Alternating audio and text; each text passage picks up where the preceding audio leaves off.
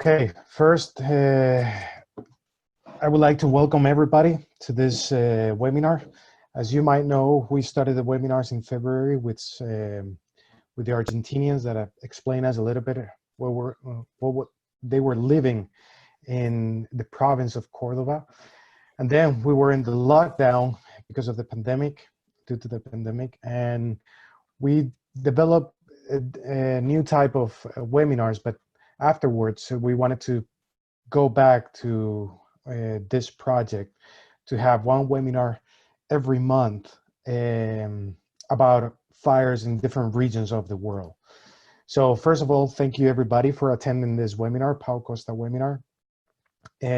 My name is Juan Camaño. I'm part of the executive team of Pau Costa. And some of you might don't know what Pau Costa Foundation is, and let me explain you briefly what it is, okay? Just Pau Costa Foundation is try to be a contact point to facilitate the exchange between researchers, the stakeholders, and the civil society. A global nonprofit entity focused since 2011 on forest fires and prevention, crisis management, and we have a vocation to disseminate knowledge and make projects real, okay? So during this lockdown that we live in the last 3 months, Wales and UK have suffered a series of wildfires. BBC data shows that fires have increased by 24% compared to what happened in 2019 in the UK. In fact, South Wales Fire and Rescue Service pointed out in April that the firefighters tackled almost 70 deliberate wildfires in just 1 weekend in South Wales. Large fires included in Garnwen, in Maestek, among others.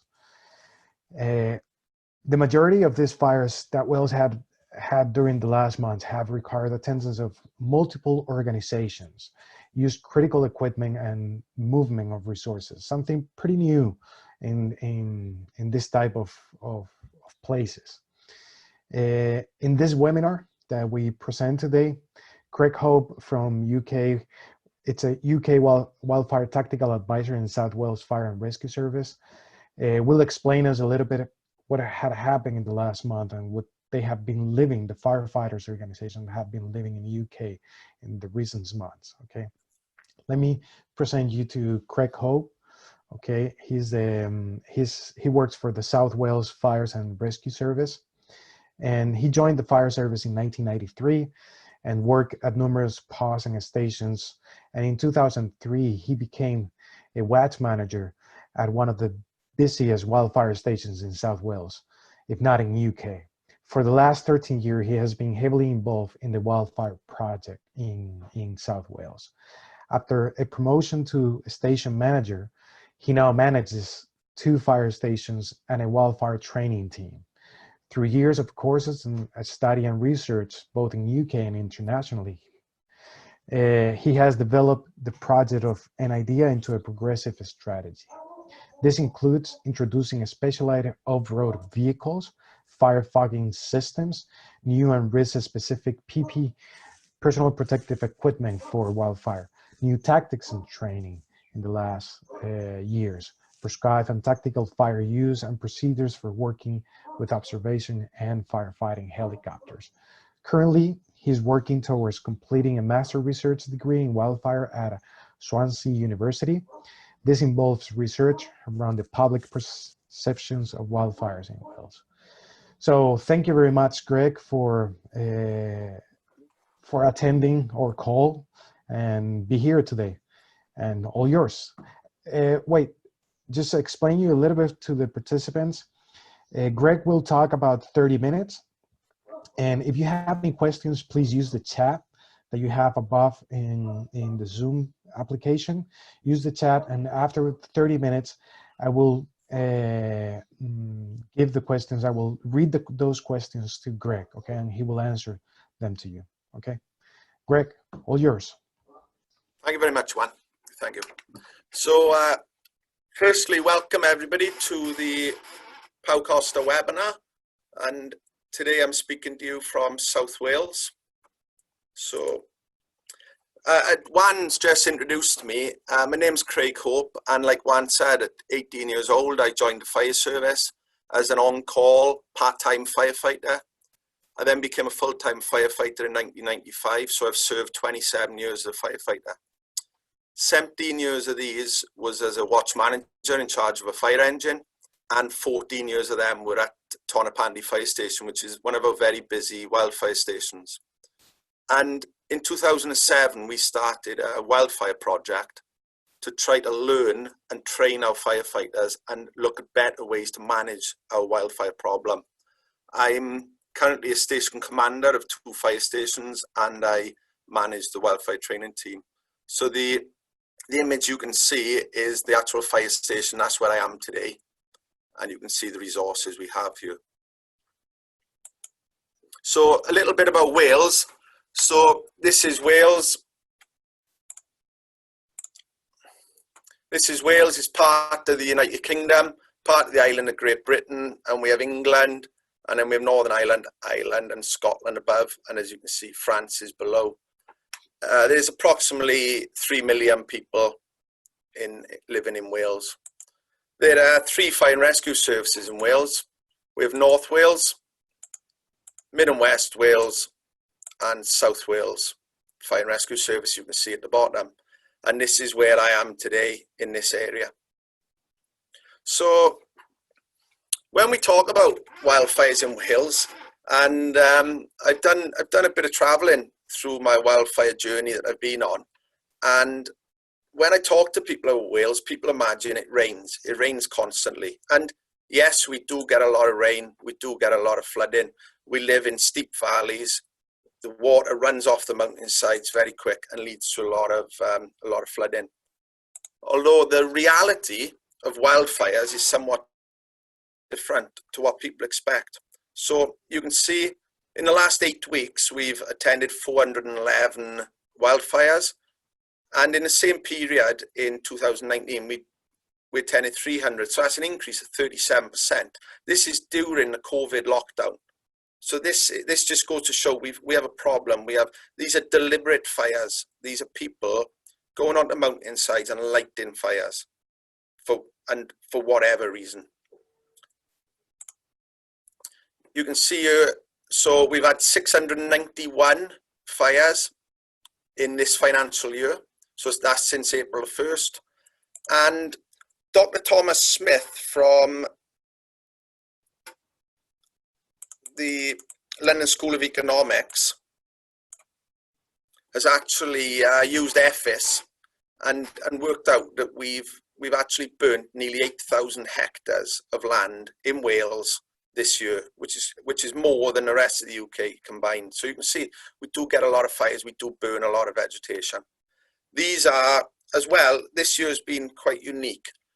There's a lot of prescribed burning being carried out across Wales, but this year we had a lot of rain up until mid-March.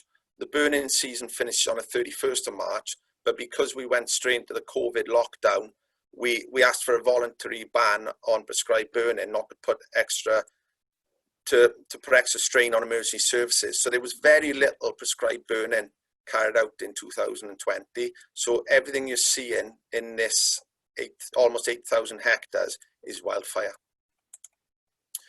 So Wales, traditionally it's a warm and wet. Summers can be warm, nothing like the continental Europe, but we do get a lot of rain, which leads to a lot of our annual fuel buildup. And then we've got less grazing animals and changes in land use, changes in land management methods there's a lot more fuel on the mountainside, a lot more fuel to be burnt. And generally, we have a winter and spring wildfire season. So usually November to May, with most fires occurring in March, April, May, generally coinciding with the Easter holidays. So you can see here summer, and then summer is generally green, and then winter is generally dead vegetation. But sometimes this changes, as happened in summer of 18. And again, Thomas Smith's graph shows this is total area burnt by month. So you can see March, a large increase in April, May, then June and July. This is for the whole of the UK, not just Wales. We do, it's sort of wrongly assumed that the fire season finishes once everything greens up. So this is a picture I took on Saturday. This is the valley, this is where I live. And you can see that it does look very green. But the reality is, when you get up close and look, you can see a lot of dead vegetation, which is ready to burn. The only thing that really stops our wildfire season is the rain. Again, we have large areas of forestry traditionally planted for the coal mining industry, which Wales is famous for.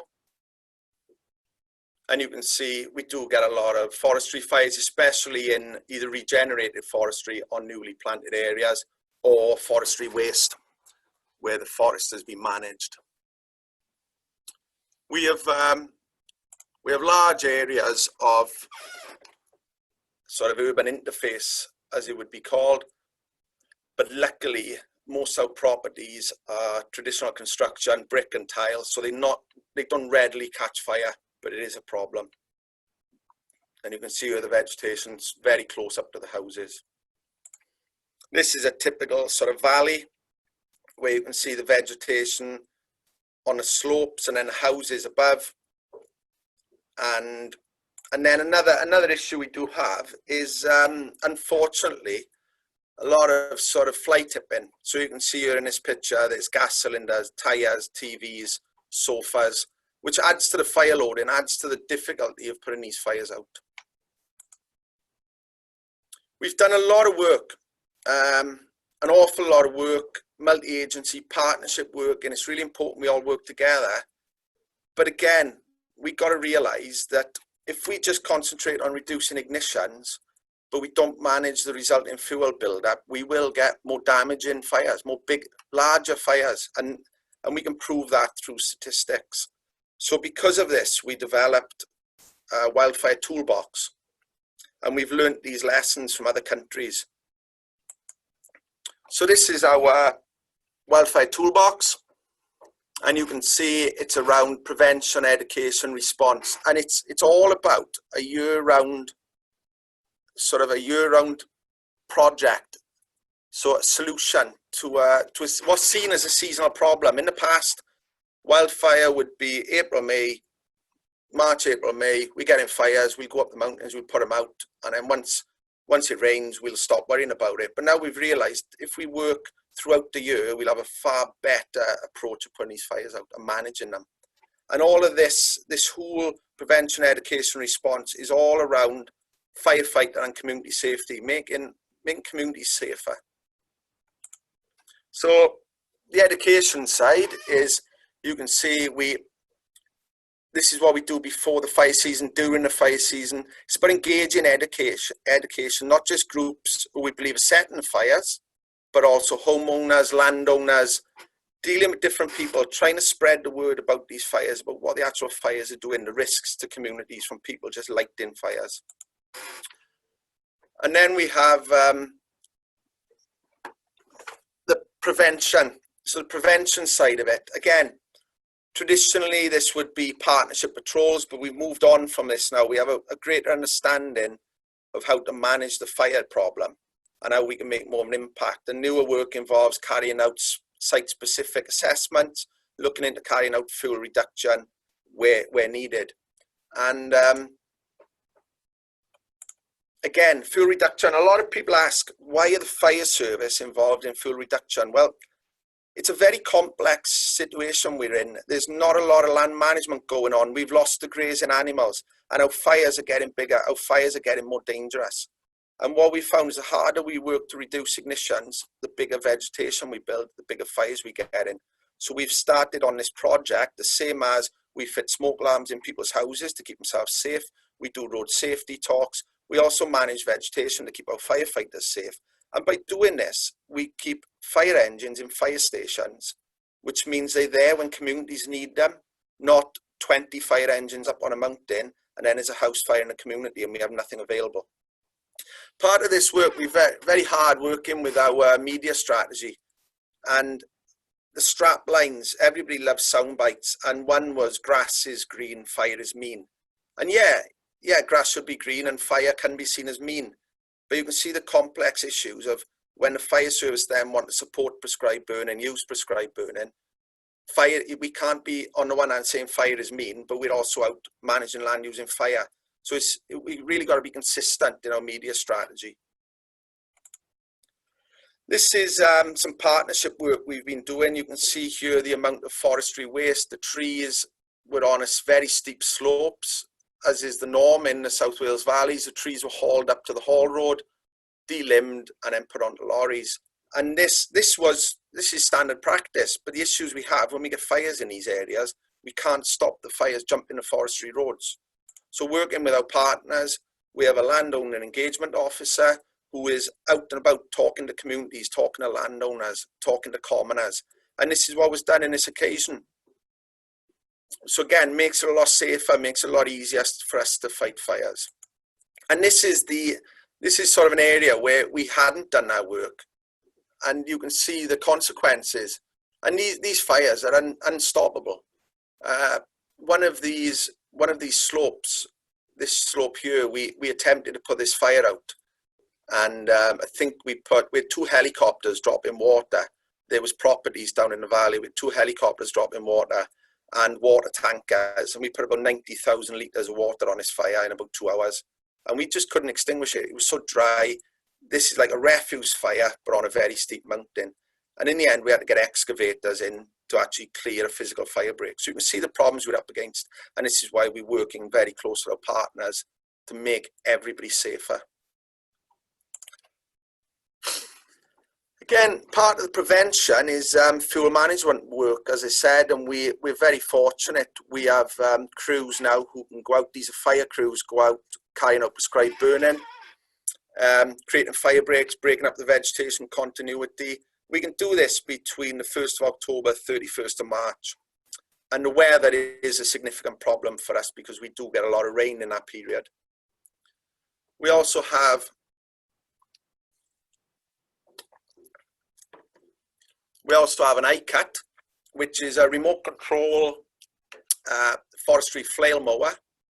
And we use this to manage land, break up fuel continuity, open up footpaths. And again, we're supported by Natural Resources Wales with this. So this is the sort of work we do with the cutter, opening up footpaths, and it just gives us more defensible space around properties. And it means people can get out onto the land.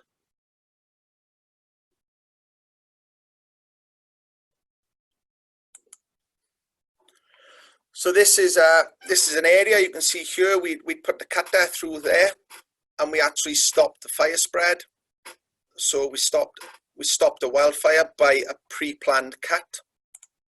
And you can see here that's what it looked like on the ground. You can see the cut line, narrow footpath, and then a mountain starts. The vegetation starts again. So we have good examples of where this equipment and these techniques are working for us. This is the same. This is a prescribed burn. And you can see this is the area we prescribed burnt. This is the wildfire, and we've stopped the fire. We prescribed this, and you can see the trees are still alive. Everybody thinks that prescribed burning is very damaging, but if you do it right, under the right climatic conditions, using your ignition patterns correctly, these trees are all alive. These trees are alive. Every tree you can see below is dead because of the wildfire. And this prescribed burn stopped the wildfire spreading into a forestry block. So again, we can prove the benefit of these techniques. This is a bracken roller.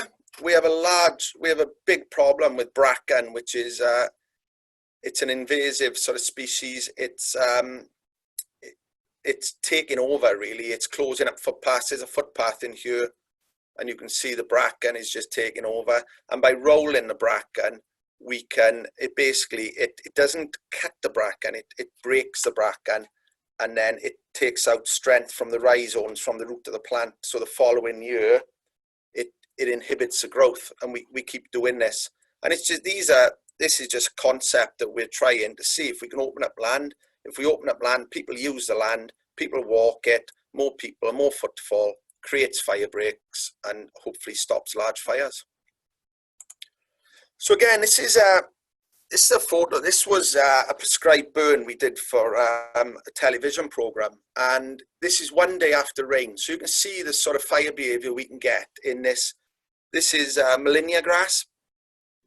It grows green in the summer and then it dies and it's like straw. And over the winter, and then about May it starts to grow again. But all this dead vegetation is still under the green grass. So again, people thinking the green up stops fire. It doesn't. It just, all it does, it makes fighting fires more complex, because the grass, the new grass, is protecting the dead grass. Get a lot more smoke, a lot harder to extinguish the fire, especially using hand tools. This is after we burnt. When we burn, we do fast flash fires. We don't want to start a fire up there and let it back down the mountain slowly.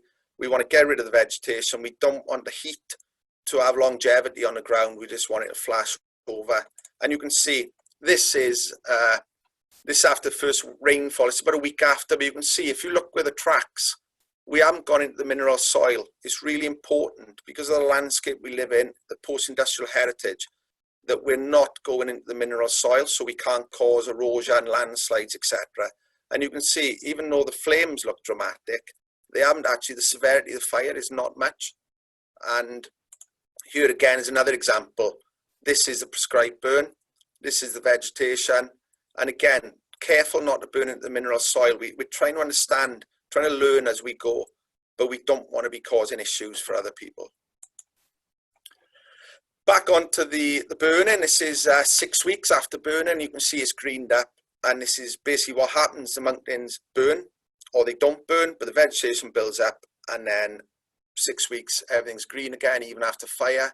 And I think that's one of the reasons why wildfire isn't given the sort of, people are not worried about wildfires unless it really affects communities, because we don't have black scars. I've been to places like Portugal, Catalonia, Spain, where people can show you where a fire happened 15 years ago. Our fires they're very fast, they happen very fast, and then it greens up very quick and people forget about them. So we're not living with the scars on the mountainsides to remind people of the risk.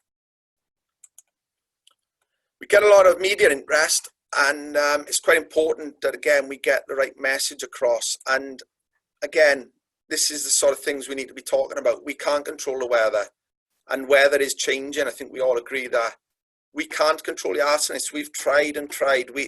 Yes, we patrol with the police, we do social media. We're out there, we're in communities, asking people not to light fires, patrolling to stop people light fires. But we've had more fires in lockdown than we had last year without lockdown. But what we can do is manage the fuel, and this is very important. I think this is the sort of key. There is no silver bullet to wildfire. It's a very complex, it's called a wicked problem. But I think one of the keys is fuel management.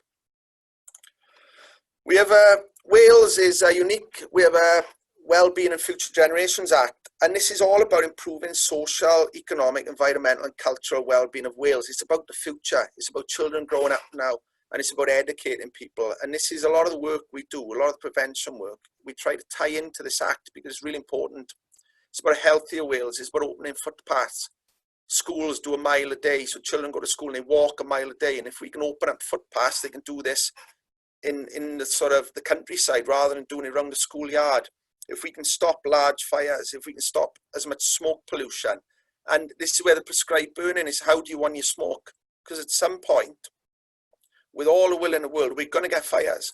So if we can choose when we prescribe burn, how we prescribe burn, we can make sure the smoke doesn't go into communities. If we cut, if we burn, we can be clever about what we do.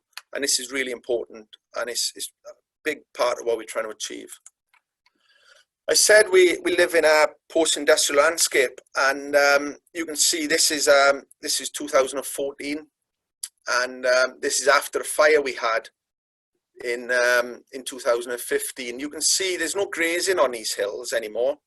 The trees would come back, the trees try to come back, but because of the cycle of fire, the trees never grow back. And one of the issues with that then is landslides.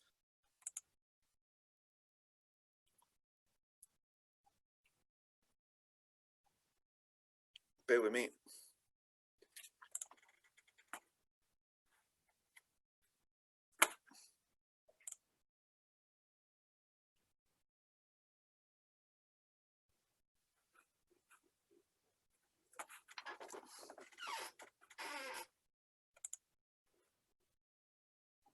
No, that's not going to play, sorry.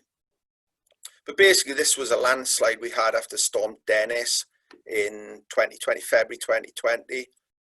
And you'll see the picture. This is the actual same area that burnt in 2015. So this is the fire scar. And again, there's a lot of gorse on these mountains. And you can see the fires remove the gorse. The gorse stabilizes the land. This is coal slag from the old coal mines. So you can see this was placed on a mountain. It's colliery waste placed on the mountains. Vegetation grew over it, and we've got to be careful we protect these areas because they can cause landslides, and which cause a lot of problems. There's 60,000 ton of waste that's got to be removed from the mountain now with a cost, and the cost is the taxpayer. And the final part of the sort of prevention work we do is exercise. We like to carry out large-scale exercise involving all of our partners. It's really important that we plan, we make friends before we need them. We realise what resources are available. These are with police, with drones. This is our command and control unit. We have our Polarises, our off-road vehicles, excavators for cutting fire breaks. These are high-volume pumps. And it's really important we all work together so we can plan when these occurrences happen. And then we're moving on to the response side. So again, traditionally, the response to the fire service would be walking up the mountain with a beater or a hose and extinguishing the fire wearing structural fire kit. And we've moved on from that. So now we have training levels, and every firefighter is trained. Up until 2007, we weren't even aware there was such a thing as training for wildfires.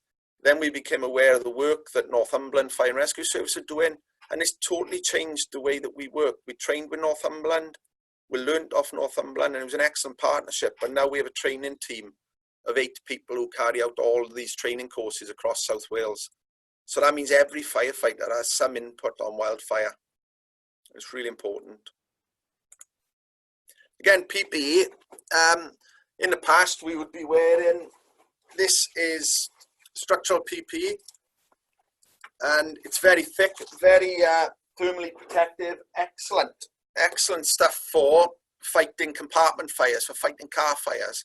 And then this is our multi-purpose wildfire kit. We can use it on road accidents. It's very thin, it's lightweight, it breathes, and again, it's safer. And what this also means is, if you look at images of firefighters across the UK, you'll see firefighters fighting fires in t-shirts, boots, leggings and t-shirts, and that's the way we fought fires. And we've moved on from that. We realise that there's a risk to firefighters, and we've moved on, and we've been massively supported on this journey by our senior management team and by the Welsh Government. So all of this work is getting somewhere. So we have 4 wildfire stations, and these are at Tonopandi, Aberdare, Merthyr and Aberbargoed, and each station's equipped with a Land Rover, Polaris, etc. And the crews on these stations, we've trained them to carry out prescribed burning and then use fire to fight fire, tactical fire. So this is our Polaris ATV, 6x6, towed by the Land Rover. There's 2 fogging units. There's a fogging unit on the ATV. There's a fogging unit on the Land Rover. We carry leaf blowers, beaters, drip torches, fire rakes, everything that we need to become efficient at fighting wildfires. This is the Polaris. So this, again, pump and roll is something that's not really heard of much in the UK, and the Polaris standard fire engine in the UK, you cannot drive and firefight at the same time, whereas with these small ATVs we can. So it makes fighting fire a lot easier, safer. There's 200 litres of water, and it lasts about 15 minutes. And as well, because of we moving into sort of summer fires, the fogging units are excellent, but they use a very little amount of water. They're excellent in your springtime grass fires. They're not very good at putting out forestry brash or forestry fires. So we've moved on, and learning off the Spanish, Portuguese who I worked with, we've now moved on to the forestry hose, which we used to have a long time ago, but now we've got 400 meters on each Polaris. That's 250 meters ready flaked in the boxes, and then 2 rucksacks ready for firefight deploy. So we can do progressive hose lays, which again, we never done in the past. This is all sort of new to us. We're using leaf blowers. We found it to be excellent on back-in and flank fires. Again, it's a tool in the toolbox. Early in the season and during prescribed burns, these are excellent. But as the ground dries up and you're getting heat into the ground, they're not so effective. And that's really why we've got a suite of tools.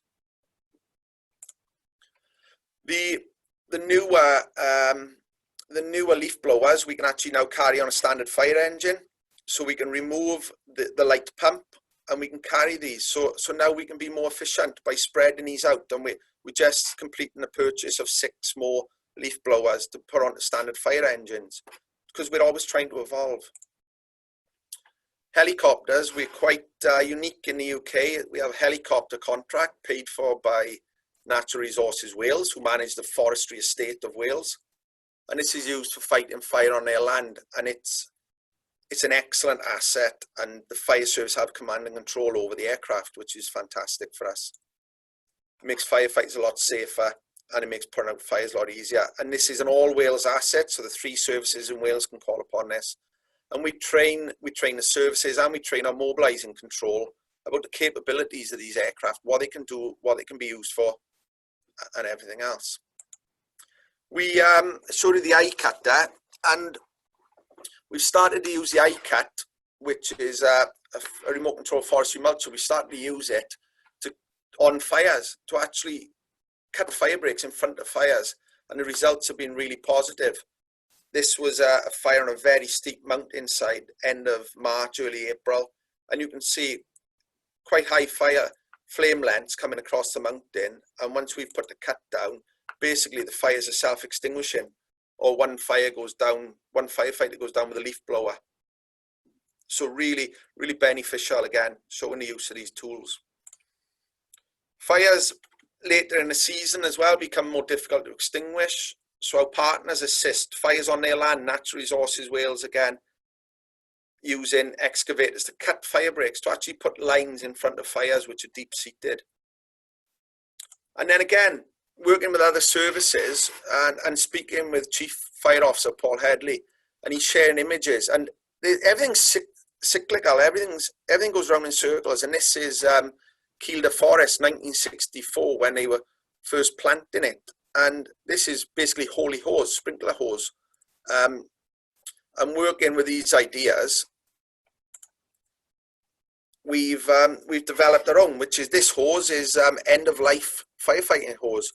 It's perished. It's no longer suitable to go into fires with, but we can use it and we can develop and make firefighters safer. So the plan is to have 250 meters of this as non-mobile equipment. This was a fire in the Bracken Beacons National Park in April this year. Again, the helicopter was used to recce the fire, and then we used the helicopter to extinguish the head of the fire, followed up by fire crews. But if you look in the image, you can see the fire loading. There's a lot of timber in here, a lot of down timber. And we don't want to be sending firefighters climbing over this forestry waste to extinguish these fires. So this is where tactical burning is another tool in the toolbox. And that fire was extinguished by a crew and basically 2 firefighters with drip torches. The fire had burnt to the road. The fire had closed off on the road, and then we just walked around and extinguished the fire using fire. It's easier, it's safer, and it's a much more effective use of resources. And again, like I said, it's a tool in a toolbox. It doesn't work on every occasion. You can't use it. But again, it's a tool in the toolbox. So this is Tonopandi Fire Station. That's where I spent a lot of my operational time as a watch manager.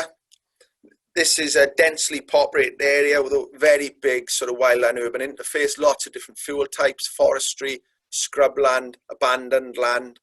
And in the past, there would be lots of fires, small, insignificant fires on these hillsides. But now we're finding we're just getting large fires. And this last burnt this last burnt in 2015, the trees are trying to colonize the mountain again, and eventually it would become forest, but again, our fires stopped this. This is the fire behavior on that slope. This hasn't burnt for 5 years. And again, it's really important that we're not sending firefighters onto these with just hand tools to try and extinguish these fires. Fires are changing. Fires are getting more difficult to put out. And again, this is, we have targets for planting trees, and we all support the targets, but it's really important that we have fire breaks as well, because we do lose a lot of newly planted trees. As well as the work we're doing in South Wales, we have UK Wildfire Tackle Advisors. So these are members of the UK Fire Service who can assist either remotely or at scene. These were formed in 2018, and they were mobilised almost straight away to the Manchester and Lancashire fires at Saddleworth Moor and Winter Hill. And again, unlike some countries where incident management teams move in and take charge, we are there as subject matter advisors. This is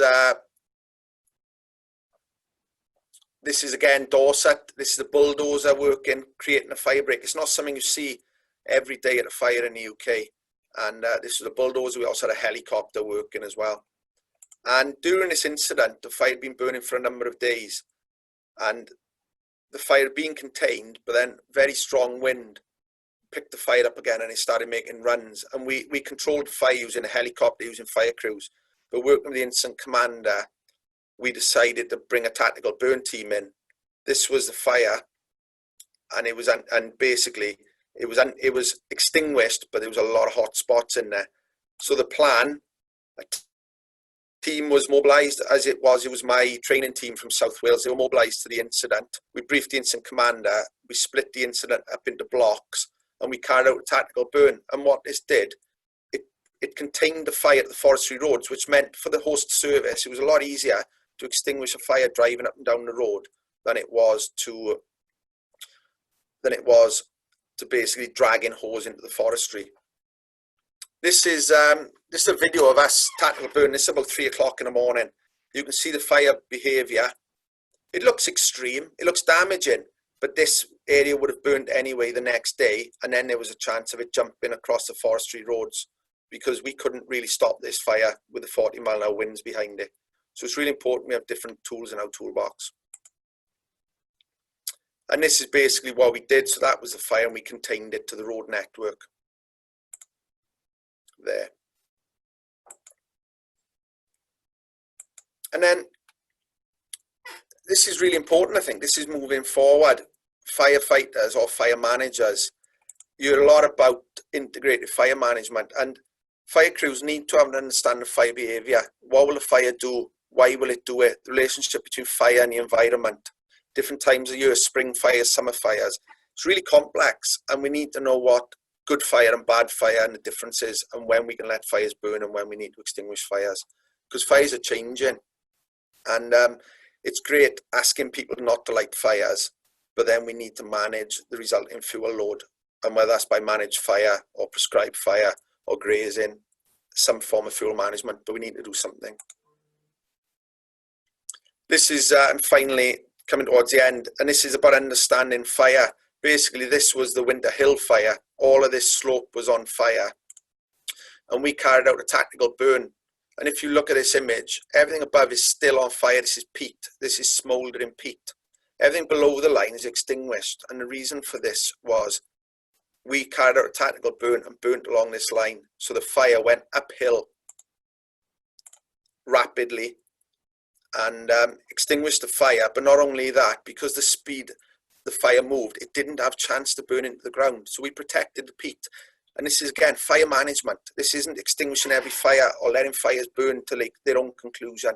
It's about understanding fire, which is really important. And then finally, I can't stress enough the importance of partnerships, friendships, whether at home or across the world. I wouldn't have got nearly as far as we have. South Wales wouldn't have got where we are if it wasn't the support of this network. This is, I think, Juan's in that picture there. This is firefighters, wildland firefighters from around the world coming to Wales to see what we we are doing. This is MAFRA, this is flame work. This is really important stuff that needs to be taken on board, and we can learn so much from each other. And that's basically the end. So I think Juan's now going to take over and ask if there's any questions, I believe. Okay, Greg, thank you very much. We met a long time, well, we met around 7-8 years ago in Catalunya in a training, on prescribed training, and it's amazing how you guys have evolved and where you are at the moment. Yeah. It's impressive that to see bulldozers, helicopter working together. But you know, and we talk a lot about this, and I'm pretty aware that you're familiar with the concept of the fire paradox. Yes. I'm pretty aware. And the first question I want to launch to you, it's where do you see the political level it's going? Do they want to invest in land management, or they want to invest more on firefighting resources, big and heavy equipment, as I see in the pictures, bulldozers, helicopters? Because as you know, here in Spain, in the last 20 years, we have invested a lot of millions of euros on suppression resources rather than land management. And this has taken us to the fire paradox. The better we are fighting small and medium fires, we are developing the perfect scenario to have this big mega fires that we're having in Portugal, in Spain, and in many places around the world. So where do you think is the political level going? It's heading. Right now, I don't really know in the UK. There's a lot of different work going on, and I think we're at the infancy of we don't get mega fires in the UK. I think we may in the future. We have the potential. We don't have the weather. We've got the fuel loading. We've got the land. We don't have the weather. But as 2018 was seen, I was recently at a fire with 25 fire engines in Dorset. It was a large fire and it was very hard to put out. And we don't have the helicopter resources, the aircraft resources. And I think we're at the unique place in that we can learn off everybody else. And we can inform and work with the politicians, work with the land managers, work with everybody to solve this problem, not to go totally down the firefighting road and not go down fuel management. I'm a massive advocate of fuel management. But again, firefighting, there's times we need resources. We need to be able to fight fires. I saw a presentation from a lady called Sandra, who's Tasmanian Fire Service, and they spend money on fuel management, and for every 3 Australian dollars they spend, they save 8. And that's the type of work we need to be looking at. The eye-cut that is out there, we're cutting, we prescribe burning. And the reality is now that the fire that you saw the eye-cut are working on a steep slope, we had identical fire 20 years ago. I think it was 2003, so 17 years ago. There was 20 fire engines on the fire for 2 days. We put that fire out with 6 fire engines. And there was 20 fire engines and a helicopter, and we put the fire engine out with 6 fire engines, an eye cutter, tactical burn teams, and a helicopter again. So you can see we're evolving, and we're not yet in that trap, but we have to be very careful that we don't fall into that trap. I totally agree. Yeah. So let's go for the first question. It's Rob Harvey. The 411 wildfires that South Wales Fire and Rescue Service attended, were this falling within the national definition of a wildfire, or incidents attended by the Fire and Rescue Service as fires in the open? The national operational guidance is talking about for a wildfire. A wildfire is a vegetation fire, an uncontrolled vegetation fire. The national operation guidance states a wildfire is a fire over a hectare, certain resources, certain flame lengths. So it's a bit of a different categorization. The 411, well, 600 and whatever we've had wouldn't all fall into it. But again, for it to be classed as a wildfire, it needs to be over a hectare. And we do get a lot of fires over a hectare. But again, I haven't got them sums with me today, because I don't get the chance to actually trawl through the stats to see how many fires we have over a hectare. But we do get a large amount of fires. Okay, Rob is sending a comment. This is not a question. It's a pretty nice comment that talks about national standards on wildfire training, on the need of having some national standards. Even though here in Spain, that's a big issue. We have 17 autonomous communities, different 17 states, and different, each of states has different training standards, different procedures, different communication standards, and it makes pretty difficult to organize all the resources coming from different organizations when they attend to an only wildfire. So in the UK, my question, and I guess Rob Harvey, it's launching you this question, is there any project or that its objective is going to a national standards on training in UK? Through the National Fire Chiefs Council we work with, we have training standards have been written, but again, it's in the UK, not everywhere sees wildfire as risk, because wildfire is not a risk. It's a risk in South Wales. So we've spent a lot of time, a lot of money, and training people. I'm not sure exactly where. We have the National Operational Guidance. I'm not sure if the training standards are in there, but they have been written. But yeah, we do all need to have a standardization. But again, it's difficult because individual fire services have different budgets and different needs on their budget.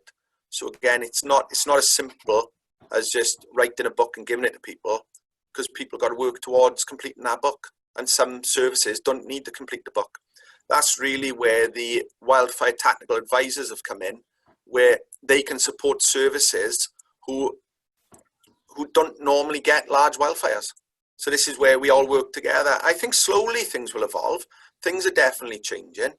There's a lot of work being done across the UK to do wildfire, a lot of wildfire research and fire services. And we've got a really good cadre now of wildfire sort of trained fire services where we can all work together and move this forward. So I don't see why it wouldn't happen. It's just about things moving on. And as you know, these journeys are slow. Yeah. Can you please stop sharing your screen? Because the people attending cannot see us. Sorry. Sure. So yeah, I completely agree. Is that it? No, you're still sharing your screen. You have to, at the top there is, done. There you go. Done. There you go. Now we are. So yeah, Greg, I completely agree that it's a slow journey, and even here in Spain, we've been talking about developing some standards on training, and it's pretty hard. It's pretty hard. Everybody thinks they're doing the best way on training, and it's pretty difficult to put things together. But it will come for sure. It will come in the next years. So I think Northern European countries are in a unique position that we can learn off our Southern European sort of cousins, in that we haven't made any mistakes yet, because we haven't had fires to make the mistakes. We can now all work together to politically within services to build on these things and make sure that it's like the Smokey Bear, the legacy of Smokey Bear in America, things like that. We can learn from that, and we can move forward after learning off other people's lessons. The same as I've learned off you, learned off the Pau Costa Foundation, what works, what doesn't work. I think it's really important. Yeah, sure. So there's another question from Eric Rigolot. So what about traditional fire management by private landowners for wildfire and game management in South Wales? It's a reality, and how do you interact with them? South Wales has a history of managed fire through landowners for sheep grazing animals. You remove the dead vegetation at the end of winter and it greens up quickly. And that's where the term green up comes from. It's not really, when the valleys turn green naturally, there's all the dead vegetation. But when you burn the vegetation, it greens up. Yeah, it can't burn again. And there was a lot of sort of prescribed, controlled burning in the past. We don't see so much now. A lot of our sheep are not on the open mountains. They're corralled into fields. So there's not so much burning, and there's legislation within Wales about how you can burn and how you manage your burn. And that's another issue, is that it's quite hard for a farmer who is working alone with a quad and generally a dog to go out and manage burns safely. And that's where we as a fire service, we've assisted these people. We've assisted commoner groups where they can get together and they can burn together. So there was a history of burning, but now I would say it's slowly dying off. And we have to be very careful that because a person was lighting a fire 20 years ago in a certain position and it was doing a goal for them, now that fire could behave totally different because the amount of fuel, the less sheep, the less grazing, these fires are acting different to what they were 20 years ago. Okay, so there's another comment coming from Agustinos.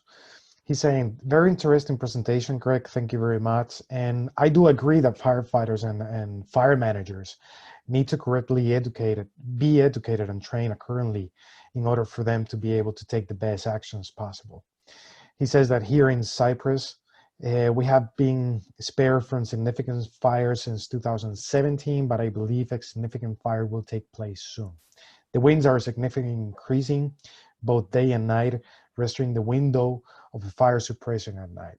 So I think this is a good comment for a question for you, because in my career, I've been fighting fires for 20 years here in Spain. In this 20 years, I've been able to see an evolution of fire behavior and weather evolution on fire. So have you seen that on your professional career in South Wales? Have you seen that the weather is changing and it implicates a different fire behavior that you were used to 15 years ago? I think mostly for us, what's changed is the fuel loading. The fires in 2011 we attended 4,000 wildfires just in a very short period of months. We were very busy. And now we're averaging 1,000, 2,000, depending on the weather patterns. But the vegetation is taking over. And then when we get a summer like we had in 2018, we're not used to fighting fires in 30-degree heat. We're not used to fires that don't go out. We're not used to fires that we put jets on and they won't go out. And we're also not used to then walking away from a fire and it reigniting behind us. Mop up is not really a thing in the UK. We go there, we beat the fire out, we wet the fire and we come away. We don't get reignitions. And that's what taught us in 2018 is, this has been an incredible journey I've been on. And when you see that firefighters in Spain, America, they spend as long doing mop up as they spend firefighting, we were always amazed. We're like, why? What? They're obviously not as good as us because we just put the fire out and we go back and have a cup of tea. Whereas our cousins are really struggling with this. And in 2018, that opened our eyes because fire doesn't go out. And these fires will relight. The mop up is essential. And that's something else we're working on. That's why we've got the longer lengths of hose. That's why we're looking at different hand tools and things like that, because we realize now that, these fires got to go out. And if you decide to put it out, you need to put it out and it needs to stay out. Because again, it's an issue. Yeah. So you're seeing an evolution of fire behavior. Yes, definitely. And types of fire and linked with the weather. And obviously we're seeing that all over the world. Yeah. And even so. Okay, Greg, there is no more questions. I really appreciate your time being with us here. And once again, thank you very much for everybody attending this webinar. And just a reminder, this webinar is recorded and it will be posted it will be uploaded on our website, on our YouTube channel, Pau Costa YouTube channel. Okay, if you want to see it again. So thank you very much, Greg, again. Okay. Yeah. Thank you very much, everybody. I really appreciate you spending the time to listen, and I hope you've learned. And again, I put my email on if there's any questions or contacts. Get in touch, and I'll do my best. Thank you. Thank you. Hope to see you soon. Bye. Bye.